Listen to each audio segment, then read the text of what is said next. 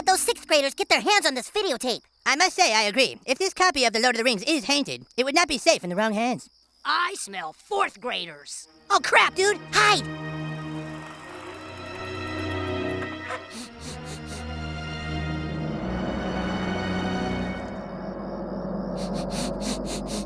Hey, I think I see something down the hill. The one videotape is sought after indeed. Yeah, Butters, my parents, now the 6th graders. Come, guys. We must bring this all to the attention of the High Elf of Farragut. Yeah, the High Elf. He'll know what to do. And so that's the situation. All the boys are out there somewhere with a pornographic videotape. Oh, God, this is horrible. All right, calm down. Now, just how bad of a porno tape are we talking here? I mean, was it like Crotch Capers 3? I'm afraid it was Backdoor Sluts 9. Backdoor Sluts 9?! Is that bad? Backdoor Sluts 9 makes Crotch Capers 3 look like naughty nurses too! It is the single most vile, twisted, dark piece of porn ever made. How the hell do you know? I read about it in People.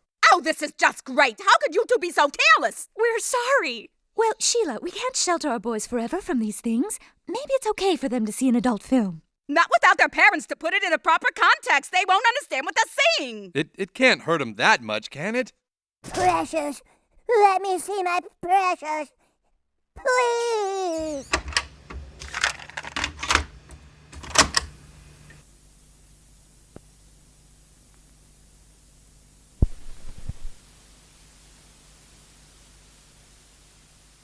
Welcome to Flyby Films once or twice a month using the magic of distance-defying tubes or some stupid shit like that.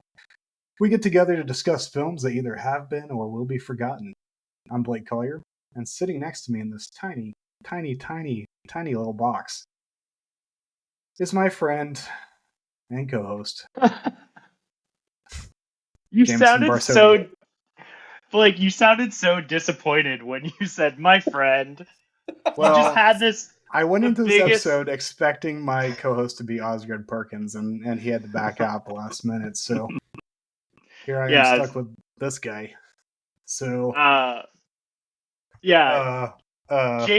Jameson, kind of okay, Barsotti. So, no, he's pretty great. He's pretty great. Just not Osgood Perkins. Yeah. So, on this episode, we're going to talk about, what are we going to talk about? Blackcoat's Daughter. That's right. Blackcoat's Daughter. Yeah. And so this is honestly the first Osgood Perkins film I ever saw. Not the first one that had him in it as an actor or as a cameo, but the first one he directed. And I thought up until about a week ago that this literally was his first film, but apparently there's some discrepancies on that note. And so, Jameson, would you like to set the record straight? It is his first film as far as the first one that he made, but it premiered at the Toronto Film Festival. I might be getting that mixed up. It might be something else. No one really cares. But it premiered and then it just went dormant for about 2 years. And during that time, he made I Am the Pretty Thing That Lives in This House, which by now, listeners have already listened to the episode where we covered that. And that was released on Netflix a year before Blackcoat's Daughter got wide release. So that's the controversy. It's boring. At what point did Blackcoat's Daughter switch to Blackcoat's Daughter from the name February? Yeah. I don't actually know that. I don't know when it switched. So, and Jameson, what good are you? You're supposed to be the one on top of the research. I'm just here to say shit into a mic. That's all I do. I'm stupid. Blake, you did more research for this than me because you went out and got an expert on this. And I did get an expert on it. Yeah. Yeah, like literally. He sent me notes and everything. I was like, wow, this guy had some thoughts. And we are talking THOTS. Thoughts. Nice. So, yeah, let us introduce my good friend who I am talking to for the first time in on video and audio, Ryan Ellington. I can't even say his name right. That's how good of friends we are. This man brought me on as a contributor for Grindhouse Theology, the now defunct, great, wonderful website of Christian criticism of horror films from people who claim to be Christian. Let's put it that way. Yeah. Let's run the old CCM trick as a callback to our Alien Yeah, series. we were the Switchfoot of Christian horror blogs. You know what? I remember listening to Switchfoot and thinking, you know what's missing in culture is a horror blog version of this. So Yeah. I'm really glad you guys filled that. And Ryan came in on his white steed and was like, "I'm here." It was a glorious 2 years that it actually existed, right? Yeah. I was looking back through the group text to try to see exactly what the run was, exactly when it stopped. Yeah. Now, I was looking back through because I was trying to find the running Backdoor Sluts 9 joke. I was not going to bring this up, but you brought it up, and I'm proud of you for this. Okay. Because it is an underappreciated franchise. It is, yeah. I feel compelled to point out that I'm pretty sure I stole that joke from a South Park episode from 2004 or something like that. No one remembers that far back. It is your joke. You're the one who created it. I own it now. Matt Stone and Trey Parker have enough jokes, right? They can share one. Yeah. Yeah, exactly. Yeah. No, I remember one real fateful night on Twitter where there was about 4 or 5 of us that literally for an hour or maybe 2 were riffing on the Backdoor Sluts franchise, and it was hilarious. Now if that had happened, maybe, I don't know, 2 years later, we might have all got canceled. But who knows, man? Who knows? But sometimes you got to let the cards fall where they will. So I feel like it's a pretty equal opportunity joke. Yeah, it is. It really is. I have 2 questions on this. One is not being in the group chat. Backdoor Sluts, is this a real franchise? Or who's to say? Okay. Okay, I think I've got it. I didn't look it up. If there's an actual Backdoor Sluts 9, I don't want to see it. Yeah, that's I draw the line at 1 through 8. That's beyond our purview. Yeah. No, we it came up because our friend, was it Trevor or somebody? I think Trevor was guest preaching at his church, and he was looking for like an example from a film about that could illustrate how Christ identifies with us in the incarnation. And so we recommended the film Backdoor Sluts 9, in which the daughter of the rich oligarch falls for the guy who takes out at the trash, and her dad says, if you are with this man, you're gonna be a garbage person. And she said, well, I guess you can call me Trash Girl or something like that. As far as I know, he went out and he preached it, and it was probably a hit because, that sounds like a perfect sermon illustration to me. I can't think of a better one. So nothing in the world lands better in a sermon than a well-timed and engineered just sex joke. The more phallic, the better. Yeah. This brings up a question I want to ask. As someone who preaches, I assume, every Sunday, what is the most problematic movie you've used as a sermon? This is a great fly-by film question. Great. I co-sign on this, Blake. Yeah. Probably. So have either of you seen I think it's from 1982. It's the movie Living Dead Girl. I know of it. Okay. I've not seen Living Dead Girl. I think it's the film that Rob Zombie was referencing in that song.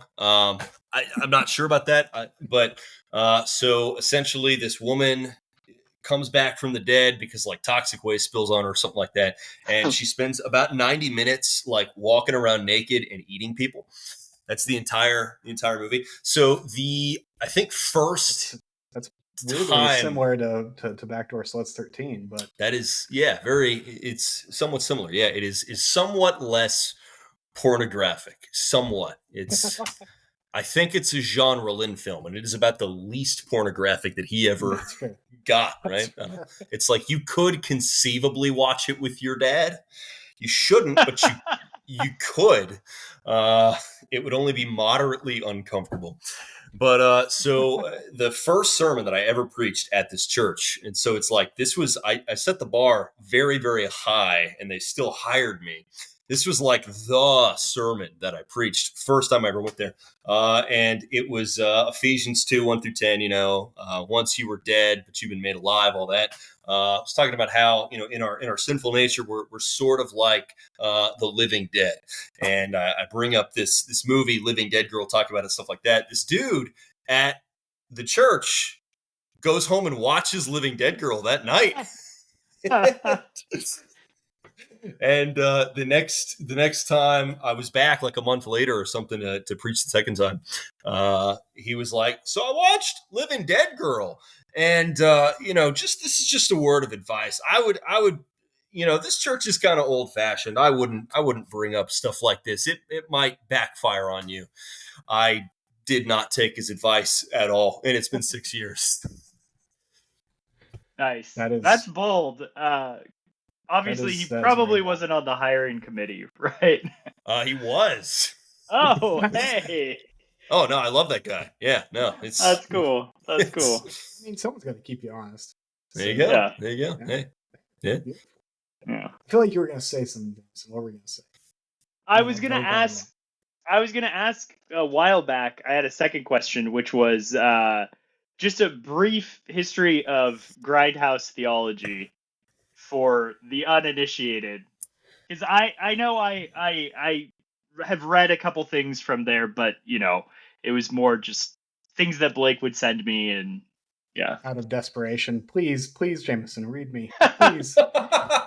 we need the reader count to go up by one this time. Can you click this link like 100 times this George whole week? Soros is gonna pull the plug on our funding if we don't get more. So 2017, I think. I had literally just started at Southeastern, and I don't know. I was in a new town, didn't really know anybody. Back in college, when I was living in Oklahoma, I lived with Jesse Monday. He was my roommate. He was the director of Ghost Cop. Kind of, pushed that a lot on Grindhouse Theology, and we used to just watch horror movies all the time. Like, he wasn't even that into horror movies, but he would just watch them with me and stuff like that. And a lot of times, so he and I lived in one room in this tiny, like, roach infested apartment. And then on the other side of the apartment, his fiance and her friend lived. And we would always just stay up way late into the night watching horror movies. And he would every once in a while, his fiance or one of the others would come out of their room, look at what we were watching, like, scream, and go back in. But we would stay up late into the night watching horror movies, things like that. One time we made a drinking game out of the movie Father's Day. I don't know if you ever saw that, the Astron 6 movie. And we ended up both emptying an entire bottle of Maker's Mark each. So middle of the movie, we were talking, and just suddenly I was in the trash can, like, upside down, throwing up, and the vomit was getting closer and closer to my face. And then suddenly I just lost some time, and I was talking to him again. And then suddenly he was face down in my laundry pile, throwing up everywhere. And then we tried to make some toast, but we set the toaster on fire somehow, and all this stuff. All that is to say, while watching Father's Day, all that, managed to not wake the girls up. We taped a bowl around the fire alarm and opened the door so all the smoke would billow out and stuff. But so I missed experiences like that. And none of the dudes at seminary would watch any of this stuff with me. The only guy who was willing was annoying enough that like it just wasn't worth it. So I was like, I'm just gonna create Grindhouse Theology as a thing. So I just messaged a couple of my friends that had lived back home, and we started it. Me, dude named Garrett Crawford, and a dude named Turner Bass. Do you remember Turner Bass? Yep. He was in the group text. He only engaged a little bit, but he was gonna start like a Walking Dead podcast as like an extension of Grindhouse Theology. I think there were like 2 or 3 episodes that he and his wife did. It would have been good. It might have gotten us some readers and stuff like that, because it's actually a mainstream thing. But it really just kind of grew where Caleb Stallings jumped in, Blake jumped in, a handful of others.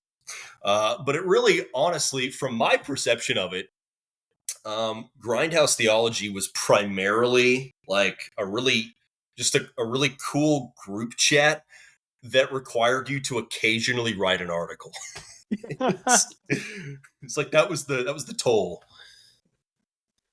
Yeah. But yeah. Yeah, that's about right. And then it all fell apart somewhere. Yeah, it's like it fell apart in slow motion. It's like we all slowly got to places in life where we just didn't have time anymore for much anything. Yeah, Couldn't pay the toll anymore. Couldn't pay the toll anymore. I think that's what happens with most blogs or publications. Like I was one of the editors at the American Commons magazine, which is like it's like sort of a political magazine. It's kind of associated with the American Solidarity Party.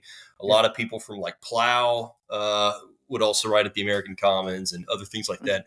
And it was the same kind of thing. It's like just like one by one, all of the administrative staff and editorial staff just kind of slowly had to back out for one reason or another. We eventually just had to turn it all over to somebody else. And it kind of lost its punk rock edge when that happened. But it's better to lose the punk rock edge that way than it is to sell out to, Vice or something. Yeah, exactly. Or even worse, Pitchfork. Oh gosh, yeah, no. Well, yeah. No.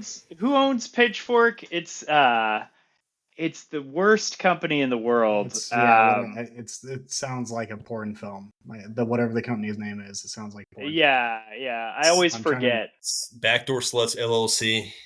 Yeah, Backdoor Sluts LLC. Yeah. Which is actually, why not? Funny enough, I don't know if y'all know this, but actually it was Backdoor Sluts LLC was actually subversively bought out by Hell House LLC. And that's what gave them the money. That's what gave them the money to make the 3 movies. Okay. The title. Mm-hmm. Do they only True have story. 3 movies at this point? I've only seen. Maybe I've seen the second one. I've only seen the first one. I watched it a couple times. I recently watched it with Blake. Yeah. Mm-hmm. So. Yep. Yeah, I had never seen it, and he was like, "No, it's actually pretty good." I was like, "We'll see. We'll see." Yeah. It wasn't bad. It wasn't bad. But in the big scheme of things, it wasn't bad. But we are not here to talk about the first Hell House LLC. We are here to talk about Mr. Perkins, Blackcoat's daughter. Beautiful transition, Blake. Yes. Beautiful transition. Love it. Right on time. I mean, that's Chef's what I'm here kiss. for. So, first off, Ryan, what I've always respected about you is you are no man's fangirl. Like you have no like. You're not gonna say that this director is flawless. You're like, no, he made that one film that was shit. Like you have no qualms with like knocking down other people's idols. Sure. So I want to hear like, okay, so the reason why I had you on is because you saw Longlegs and you liked it to some extent, but it was not. You thought that there were some major flaws by the end of it, but you're like it's no Blackcoat's daughter. I was like, I didn't realize you were a fan of Blackcoat's daughter. Okay, well let's talk. We're gonna get you on the show then. Yeah, yeah. So tell me how you came to Blackcoat's Daughter and what did it for you? Yeah, great question. Okay, so I don't really know how it came to Blackcoat Starter. I mean, I don't either. probably, I'm gonna guess that you remember the brief period between like 2014 and 2018 where like BuzzFeed style, like 25 unknown horror movies you have to see. Like, remember there was this brief, like, few-year period where we all took those really seriously. Yeah. Now you see them and you're like, oh, shut up, you know. But I've seen all these already. Shut up. yeah, It's no. I literally saw one the other day that was like It was probably all from the Screen Rant. all the Beatles albums ranked by order that they came out. what? It blew my mind that we reached the bottom of that barrel. It was like a Forbes article too. I took a screenshot of it because it was so wild. Oh And my I was gosh. like, what the hell? Yeah, I mean, this is the AI hellscape that we live in now. oh yeah, but it's the Chat yeah. GPT articles. Not only Yeah. that, but I mean, who wants to read about Beatles records? yeah, no. I mean, you might as well read about them in the order that they came out. Yeah, I mean, okay. if you That's just I the guess that Wikipedia makes- article. Like, Yeah, no, that was my joke. I sent it to a group chat. I was like, Forbes is over here copy and pasting Wikipedia for their content. man, I understand Forbes is not like some great bastion of journalistic integrity, but I didn't No. think that they would sink down to like Yeah. Watch Mojo level nonsense. yeah, They're all Yeah. Collider now. All of them. Yeah, it's all- Everything is collided. it's Yeah. all Screen Rant. Oh gosh. Yeah.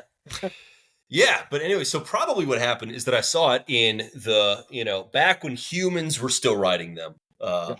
Back when it was just low IQ humans instead of large IQ language AI. models doing it. Instead of the average of all the low IQs put together. Just you scrape a bunch of low IQ human articles, and so I probably saw it in one of those and watched it, and even back then on the lists, 2/3 of the things that you saw on there would be crap, but I watched Blackcoat's Daughter, and it definitely taps into one of the vibes that just for me is like it's like catnip. I love a sad core horror film. You know what I'm talking about? Yep. A sad core horror film, like that is the easiest way to just get, like, your movie doesn't have to be that good. Like some of my favorite horror films are not that technically good, but they've got exactly the right vibe. There's a film from 2003 called The Uninvited. It's a South Korean film. I can't remember the name of the director. They're not very prolific. They've only got a few other films, and none of their other films are very good. But The Uninvited it's got like just this immaculate vibe that for me is I don't know, it's perfect. And so I'm guessing you saw the American reboot. Oh, well, so I'm not talking about A Tale of Two Sisters. So there's A Tale of Two Sisters that got Which is remade. Yeah. the original, not the new one. Yeah, no, I'm not talking about the American remake of A Tale of Two Sisters. So there's a South Korean film called The Uninvited. I don't know what the South Korean title is. And it's like this boy who was adopted and he starts seeing ghosts and his life starts falling apart. That's really the entire plot of the movie. Nothing particularly scary happens. It's just very sad. And I just vibed with it. I tried to show it to my wife. She was like, "This is a piece of crap," and I was like, "It's mine, though." But she was like, "You can have it." Yeah, there you go. So it's never have Did to worry she about do her. the get up and go to the bathroom and then say, "Oh, you don't need to pause it for me"? Maybe She might have. It's been a few years, so I'm finally emotionally healing from her not liking this obscure South Korean movie. But Blackcoat's Daughter, a very, very similar vibe to it. So I actually distinctly remember I was watching it in my Southeastern Baptist Theological Seminary campus housing apartment. My roommate was in the other bed on the other side of the room, and he was like FaceTiming with his fiance, and they both are the two like loudest humans I've ever met. And so he was like over there like yelling the whole time, and I was watching it like with my earbuds in, like with the covers like over my head so that I could see it. And I remember being like, I freaking love this. This is amazing. And so so it kind of got its hooks in me primarily on vibes the first time around. Now every subsequent rewatch, it's a film that holds up. It's a formally very sturdy film. I would argue that Blackcoat's Daughter has better bones than any of the more technically accomplished films that Oz Perkins has made subsequently. But yeah, I mean, it got me, I think, because it's more of like, I would describe the film as a tone poem more than a narrative. Like there's a coherent story there, and it's not complicated. Like I really don't know why people think the movie's confusing, but the dual narratives. Yeah, I guess so. Jumping in time, man. You don't throw jumping in time stories at people, and then they're just like, oh. Yeah, that's true.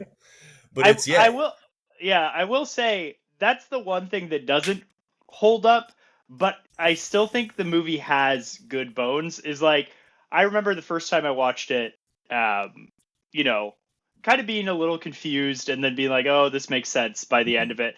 Then when you watch it again, you're like, oh, there's all these like clear breadcrumbs on how these narratives kind of collide. But not only that, but they kind of actually look alike, which I didn't. Yeah. The first time I saw the movie, I did not catch on to how much they look alike. Yeah. And then this time around, I was like, oh, yeah, of course she's supposed to be her older. Yeah. But I do think that like the movie isn't about, that twist or anything like that. It's not trying to Shyamalan you, it's got more going on. I love the description of sadcore horror that you said. I think that's great. Yeah. Because really, it is kind of just sad. The whole movie is sad. So sad. Especially the end. Let's talk about despair. Yeah. That's some despair right there. Yeah.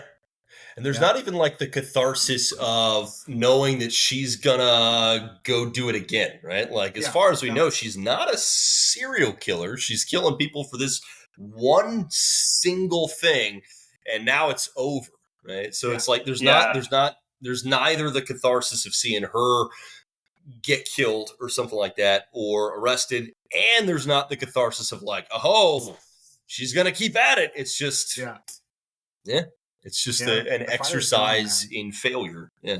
It's loneliness. Just loneliness. Yeah. It's just bleak coldness.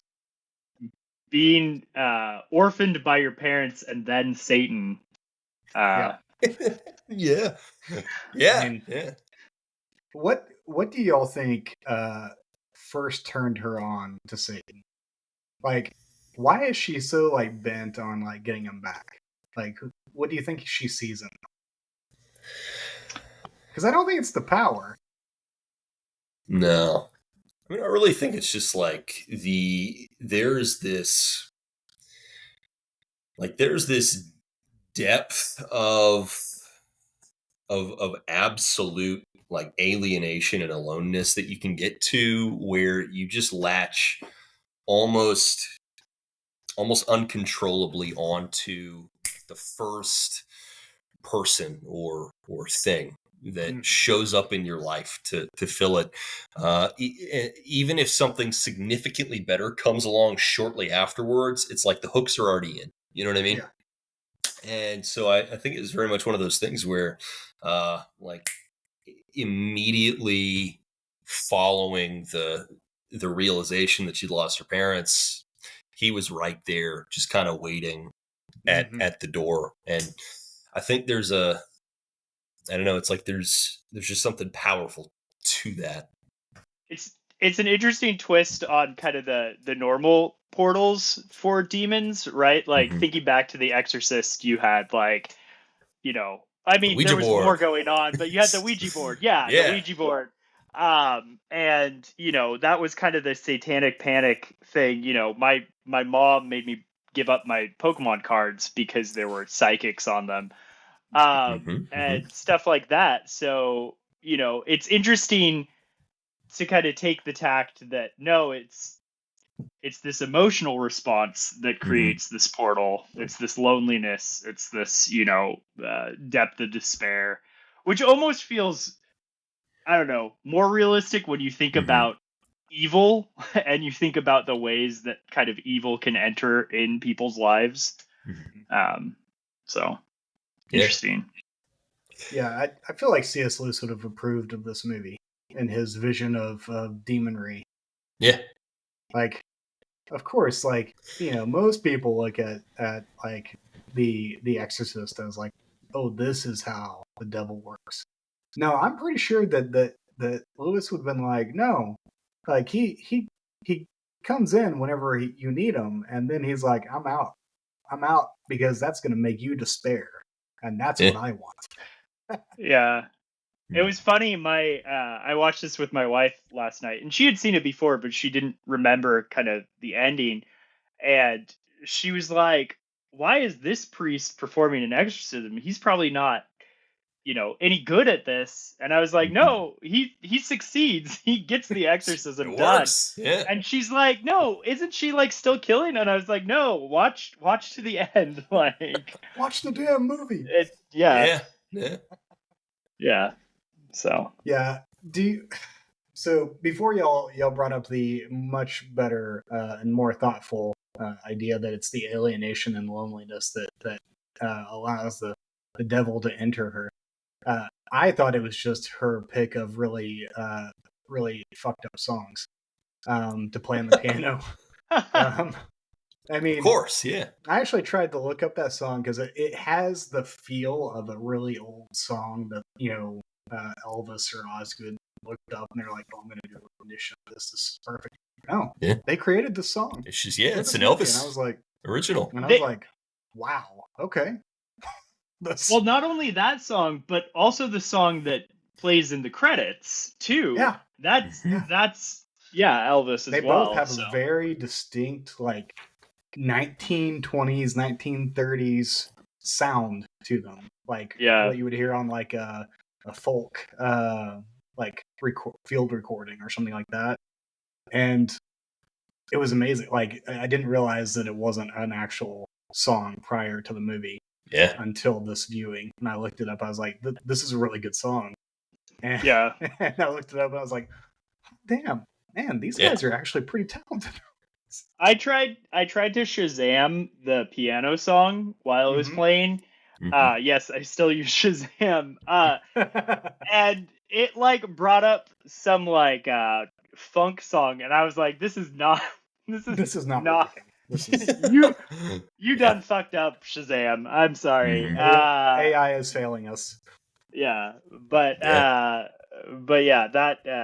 it then didn't find anything the second time I tried. So yeah, this is why we can't have nice things, guys. So basically, Anthony Perkins had a bunch of really talented babies. Yeah. So he's really making the case for eugenics. Yeah. That's fair.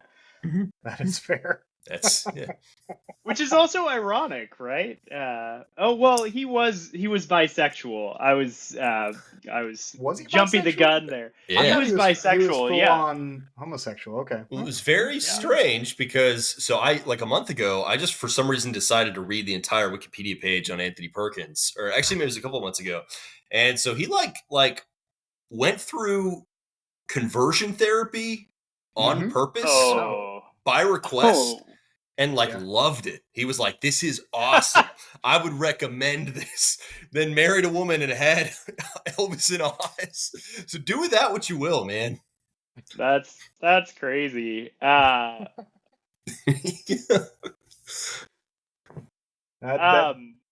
glad he didn't. Well, I guess it was a different time. He probably wasn't vocal about it in Hollywood circles, and they probably wouldn't have cared either way. They're like, "You're the psycho guy." I mean, of course. Yeah. There you go. I have an interesting connection to Elvis Perkins. Our wedding song, my wife and I's wedding song, is a song by Elvis Perkins called "While You Were Sleeping," and it's a very, very nice. It's a little creepy at times, but it's a very, very nice song, folk song. So yeah, it's the ideal connection for a wedding song. Yeah, is it Blackcoat's daughter? Is it sung by Sandra Bullock? No. Oh, okay. Well, that's weird. It was like a minor. It was like a minor hit in like 2008, something like that. So indie hit. I don't know.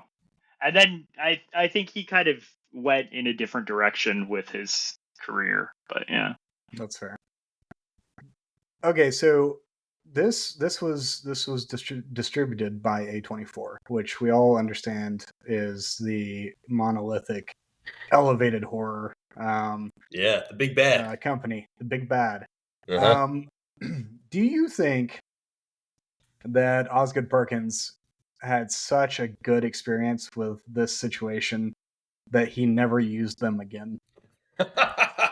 Oh man, so yeah, he switched over to Neon for the newest one, right? Yeah, and then it was Orion in Gretel and Hansel, right? Yeah. And they used the old school Orion. Yeah, I was thinking about this. He's like a movie distributor collector, because he did Netflix, he did A24 and Neon. He did Netflix back when like that. He was one of the first of the Netflix exclusive movies. Yeah, because I remember that was early on. He did Netflix when you could go to Reed Hastings' house and just say, "Hey, I have this shitty idea for a plot." Yeah, that sounds great. I'm sure. And I like that money. Movie. I'm just saying, you could just pitch anything at that point. I'm pretty sure it's still that way. It's just that there's more money involved. It's just they give you $250 million now. Exactly. Yeah.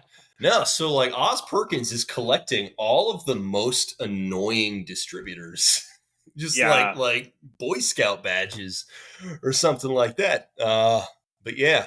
Well, it's weird too because so you made this in 2014, and then its premiere was 2015, and so that was like the beginning of the A24 epoch. And it's super weird because if you look at A24's pre-Blackcoat's Daughter catalog, and especially their Hereditary catalog, and stuff like that. But but especially if you look at their catalog leading up to 2014, 2015, it was really eclectic, and you never knew what the heck you were going to get. Right? They were really dabbling in everything. They hadn't really found their voice, and almost immediately, they had Blackcoat's Daughter, then they had The Witch. Then they had Hereditary, and now absolutely everything is this blender kind of content paste where you put them all together.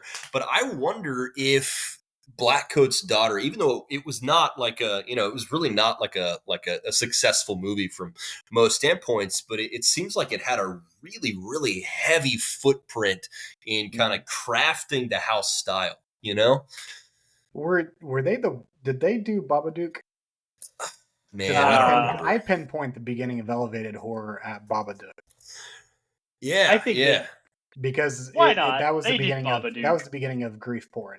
Well, it's like that. Yeah. Well, I think that's a good movie, but we had the profound misfortune of it being such a runaway success because now we're subjected to and then it immediately after it came out, It Follows came out. Yeah. And that kind of cemented, and then And that Get was Out after that. A24, I think. Yeah. Yeah. Okay. Yeah. Yeah. So like it was like that run of like 3 or 4 films, and then you're like, oh, every horror movie has to be serious. Has to be serious. Has to be about grief. But has to mean something. But it has to be text about grief. It can't be subtext. We can't be having.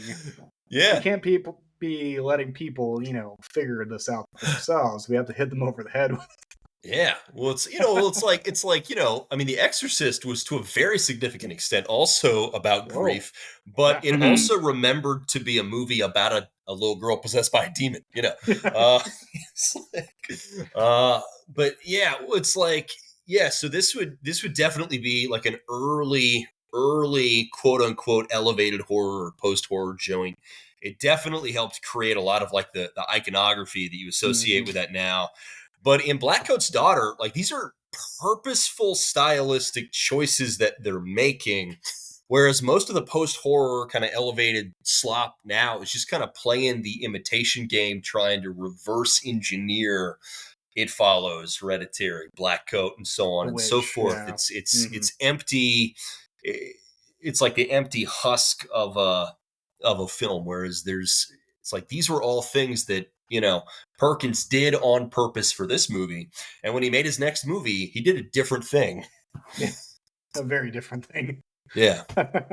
You call this a tone poem. I'm not sure what you could call the next thing. Yeah. Well, I should say it's a film. Yeah. Yeah. Yeah. I gotta say, so I haven't seen all of I Am the Pretty Thing That Lives in the House. The first 2 times I watched it, I fell asleep both times. So yeah, so I wasn't loving it when I started it, but what happened was this was different apartment, different roommate, everything like that. But I had this roommate who would start talking and wouldn't stop, like ever. Like you had to physically leave the location where he was to end the conversation. And so I was working 3 jobs at that point. I had an early morning job. I would do data entry in the middle of the day, and then I would teach at night. And so in the middle of the day, after I got done with my first job, before I started the second one, I would like hang out in my apartment and watch movies and stuff. But a lot of times at lunchtime, my roommate would come home and he would start talking about like some karate thing that he learned about on the internet or something like that. And he would just be going. And if I didn't like leave, I wouldn't be able to finish what I was watching. But so I had to leave my apartment because I heard him jingling the keys, like starting to get in. And so I just like shut the movie off, left, and then I never cared enough to start it up again. So that's a gap in my Oz Perkins filmography. The second half of I Am the Pretty Thing in that. It's probably worth going back to, I guess this is coming out after, so I'm not spoiling anything for our listeners, but I think it's probably the weakest thing, but it definitely sticks with the vibe aspect of his movies. I think his movies are primarily, vibe exercises. Yeah. Well, it's like, I think Longlegs kills it when it's just vibing and just falls apart when it tries to have a plot. Yeah. So speaking of Longlegs plot and Blackcoat's Daughter, I threw this idea after Blake and I watched Longlegs. I think I threw this idea to him. If this is Osgood Perkins' cinematic Satan universe between these 2 movies, because in both movies you get a Hail Satan, and they're in different locations. You got Oregon, and you have like upstate New York. So who knows? It could be taking place in the same universe. Not that it matters at all, but it does. These are the questions that keep us up at night. Well, so Nicolas Cage is just playing an older version of Emma Roberts, and what's her name? That's just they grew up. Kiernan Shipka Emma got Roberts. really, Weirdly that's enough, said that. their legs Yeah. got longer. got really You know- into metal. Yeah, had You know, some they- botched plastic surgery. They do kind of look alike. to go back to that, they all kind of look alike. So, I did tell Jameson and much to his chagrin, his wife at the same time that I at the beginning of Longlegs, the opening scene leading into the red and black title card, yeah. I got a massive Woody on that one. I was like, wow, this is cinema. Okay. Well, that's you got that first look at the bottom of Nicolas Cage's face, and I mean, just personally, I always just like get sprung whenever Cage is on screen. That's just yeah. He has that effect. Who doesn't? Man, yeah, right. We almost, if we didn't have another guest for Longlegs, we'd almost invite you back and be like, okay, we need to duke this out. Okay. So maybe we'll do a Longlegs part 2. Well, so there is a real I guess there's a real question embedded in this this Satan cinematic universe. What do you guys think Osgood Perkins thinks about Satan, given that it seems to me like it straddles this line, between is he taking it as a real thing that he's kind of trying to manipulate and tell a story of, or is he taking it as kind of a folk story? And I don't know. I'm just curious what you guys think. If I didn't already know that he wasn't, I would 100% believe that Osgood Perkins was like raised youth group kid or something. Like, if I didn't already know that he was the son of Anthony Perkins and all that, right? Like he was raised, I think, in a pretty secular environment.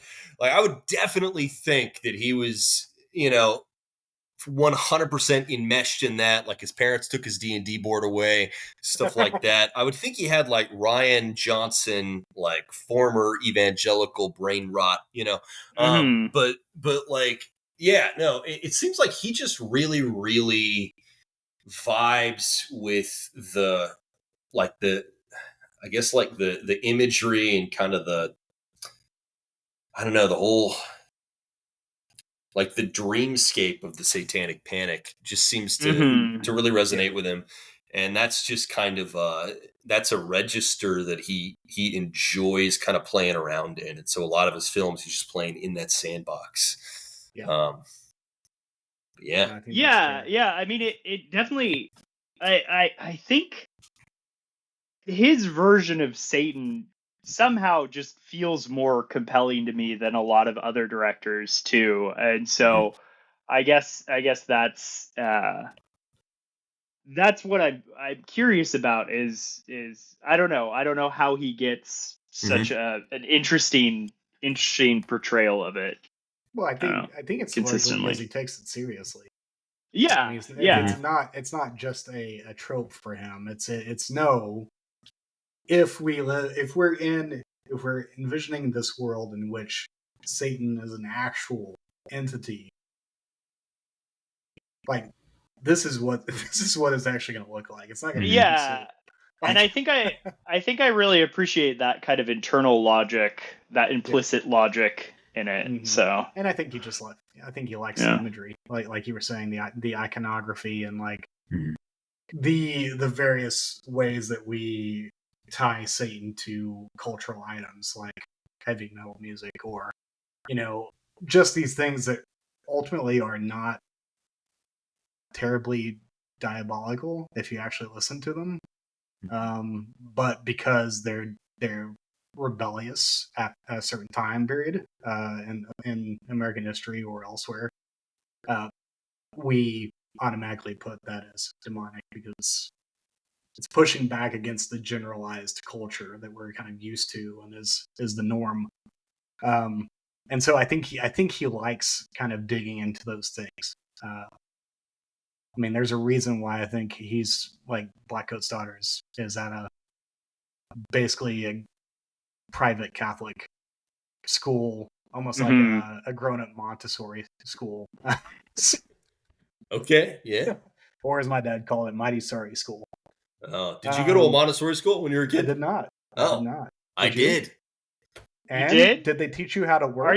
Are you okay? They still yelled at me so much. Is it because you were Protestant? No. Is because I was just severely behaviorally challenged. Yeah, no. So I was in normal preschool and I kept getting yelled at. And so my parents heard about Montessori, where it's like, they let the kids kind of figure things out for themselves, kind of like free learning play, stuff like that. Apparently I was still like too outside the lines for the Montessori teachers. And so they were still getting angry calls every day, stuff like that. I'm imagining a 6-year-old Ryan Ellington going, "Hail Satan!" No, there's no Hail Satan. I don't think that ever occurred to me. But it was always, there was a different thing every day. It's like I'd always like challenge kids to like see who could put more rocks up our nose, and like I kept winning, which should have been Classic awesome. game. But like, classic, a classic youth game. Yeah. And then you graduated in middle school to Pixie Sticks, like I. Oh dang! That would have been that would have been a good idea. Hurts like a mother. And I then bet. It's like to this day, every so often I'll get a hint of cherry. Not anywhere near cherry, but I'll just get this weird like hint. It's almost like it's still there. It's This still is there. this is like acid never left. flashbacks, Yeah. Blake. Yes. You scarred your brain with cherry. It was horrible. I did it for $5. You have the opposite relationship with the cherry pixie stick that Kieran Shipka has with the devil. It's like he won't come back. The cherry won't leave. Yes. Yeah. One of these days we'll be able to afford a cherry exorcist for you, Blake. Mm-hmm. That's the Not most today. expensive exorcist. In about 15 years, we're making $10. Yeah. Because we'll have, I don't know, 20 listeners at that point. Well, I think the big hump is going from 0 to 1 penny, and then you can predict, doubling and whatnot later down the line. But that's a very capitalist thing to go off of. I like it. It's the eternal growth. It's key. Yeah, eternal growth. But it's the God moment that we need, the nothing to something, right? Yes, exactly. That's what we're missing. The God moment. So,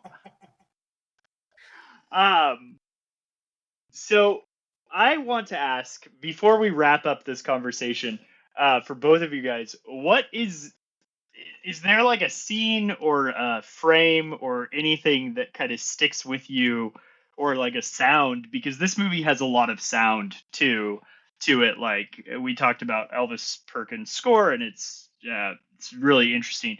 But what kind of sticks with you the most when you think about Blackcoat's daughter? I'll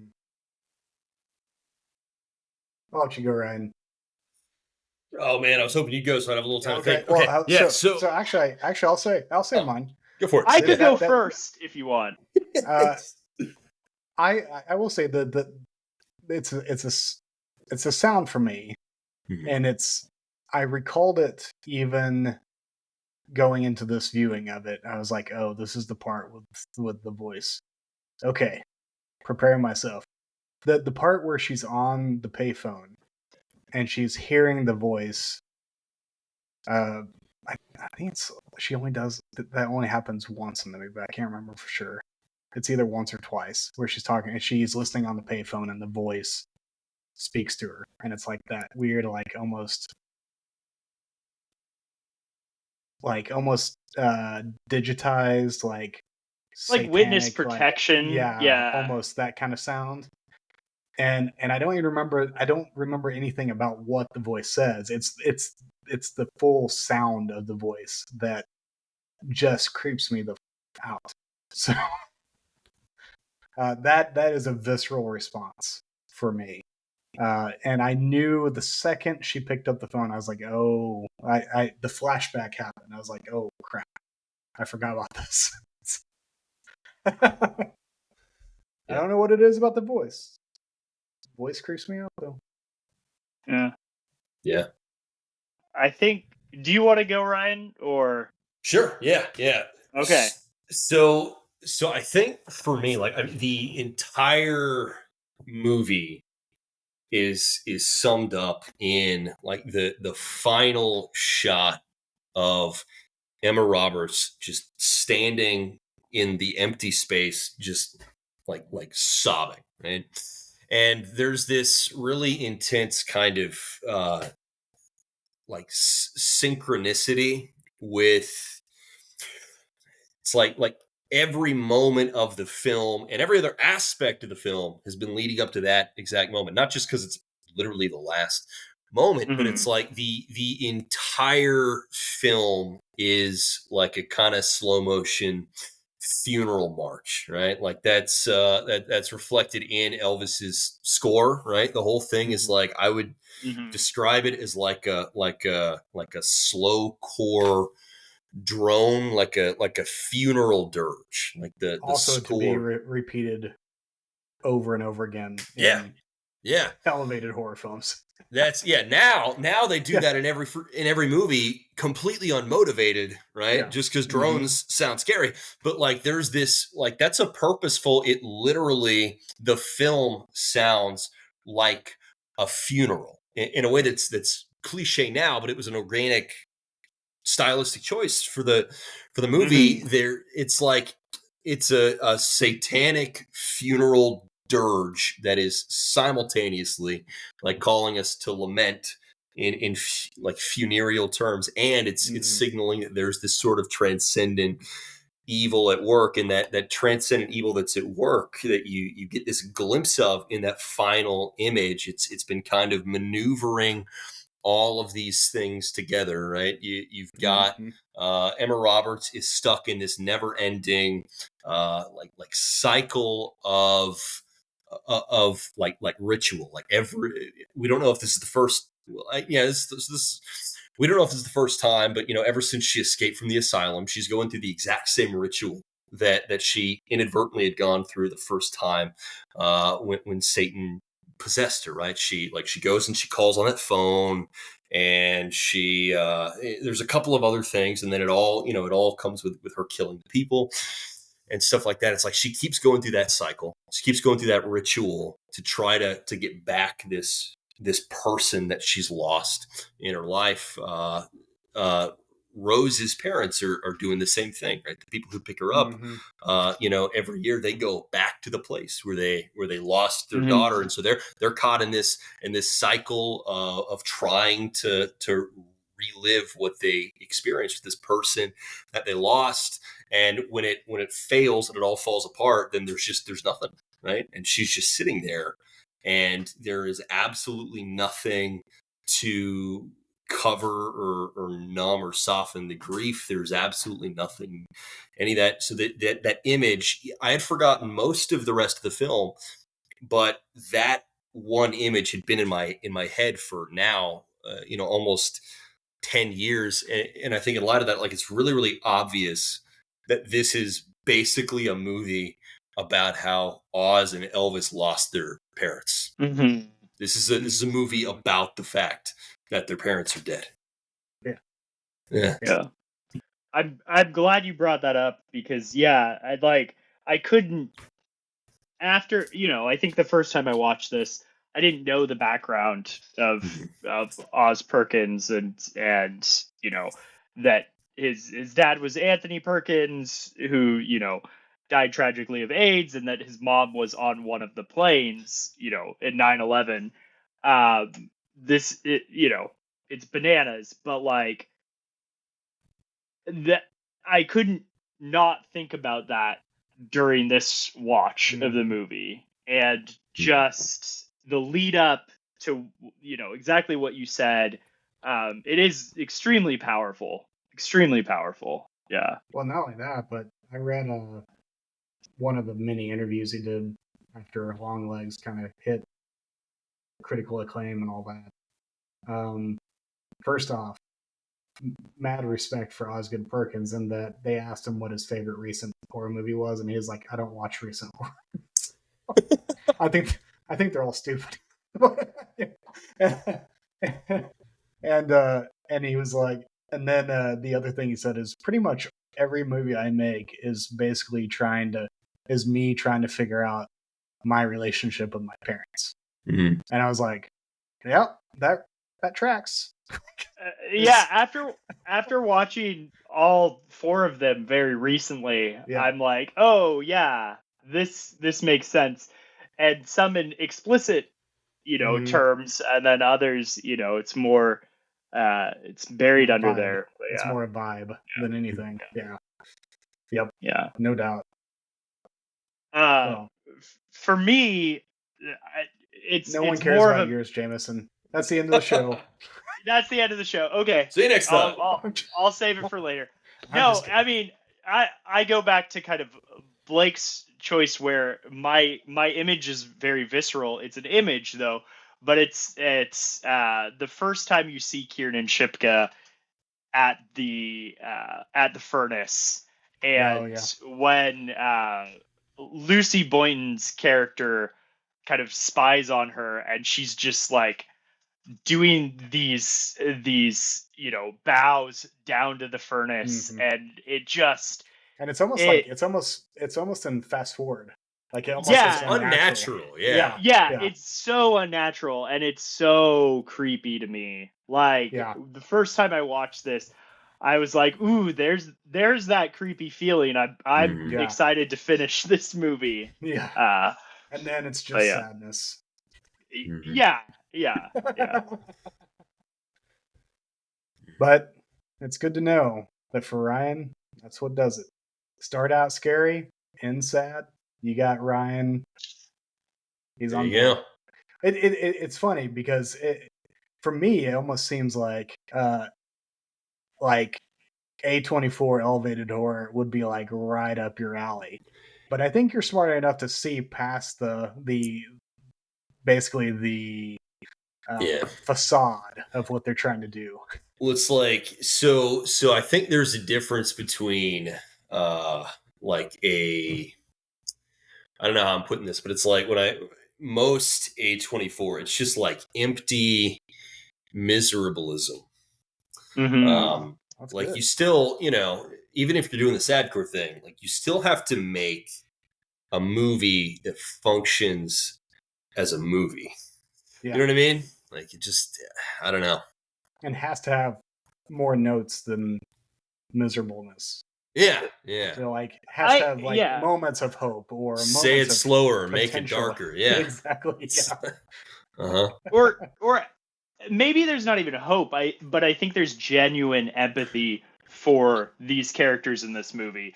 Like I think Jameson's big thing against Ari Aster is that he thinks that Ari Aster hates his characters. I legitimately think he hates his characters, and he just wants to destroy them. And that's the vibe I get whenever I watch Ari Aster's films. With this one, and I think about that too. I think about like, okay, what's the difference between that and just murdering all your characters, as in this movie? I think there's genuine empathy for these characters. You mentioned he's exploring the loneliness that comes from losing your parents, and all of that. I don't get that vibe when I watch Midsummer. I don't get that vibe when I watch Hereditary. So yeah, but that's me. Yeah. That's me. I feel like part of that though is because like Midsummer is primarily comedy. Like it's a comedy that is scary rather than a horror movie that is funny. So it's like you're watching this like Monty Python comedy that happens in the context of this just aggressively horrifying Northern European. Yeah, but the problem with that is that unlike Monty Python, I didn't laugh. Not once did I laugh. Man, matter of fact, I just sat there and I was like, at least Wicker Man is funny. Like, Fair enough. Wicker Man does have songs, so It's the songs help. I mean, Midsummer could have used some songs, no doubt. It could. No doubt, could have used some songs. Yeah. I don't know. I was rolling in the theater. Like they brought out the bear suit. I was like, dude, oh man. Yeah. The bear suit is pretty funny when I think about it outside of the context of the movie. It's pretty funny. I gotta give it that. So yeah. I did not really find Beau is Afraid funny, which was like obviously supposed to be. So neither one of us has seen that. I have not seen that because I think we rag enough on Ari Aster based on our own feelings of the things. I don't need to like.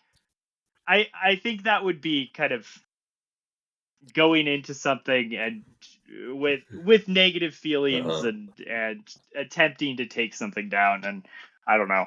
What's really funny though is that Jameson and I have different films that we despise by Ari Aster. Like I'm the Hereditary hater. Yeah. And he's the Midsommar hater. Yeah. Okay. Like I don't like either one of them, but at least I came out Midsommar. I was like, well, he's got some talent at least. I mean, yeah. Fair enough. But yeah. Yeah. Well, Jameson has left the building. That usually signals the end of the interview.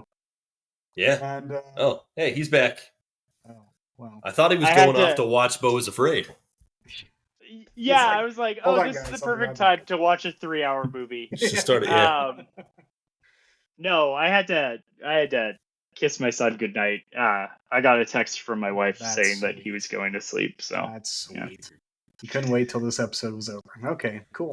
No, because you guys gotta reorient your priorities, my man. It's your kid will be there when you get back. Literally, that's true. Yeah, I don't know the next time I'm gonna see you, Ryan. So like, yeah, my kid is more constant than you. So I you're feel right. Personally, like you have slighted me in favor of your child that you're gonna see every night of your life. And so now Ryan's gonna go out into cold wilderness and just cry. I'm gonna, yeah. I did abandon you. I'm sorry. You are just like Satan. If you ever find yourself in downloading the Discord app, which I may or may not advise you to do, you can converse with us. Okay. Fair enough. Once upon a time, I had the Discord app and I had an account and everything. I have no idea what happened to it. It just was lost to the ether. There. Don't worry. Someone's got your information. You definitely still have an account. They have all of your data. I'm sure they know. I'm sure they do. Yeah. They know where you are right now. Yeah. Yeah. Story of our lives. There you go. Well, I don't know if you know this, Ryan. You don't. Because you probably haven't listened to a single episode of this show. But we cold close. We don't do cold opens. Okay. We cold close. So bye. Just banner until it kind of tapers off. No, that's it. We just say bye. Yeah, we just say bye. All right. Bye. I love you. Bye. Love you too.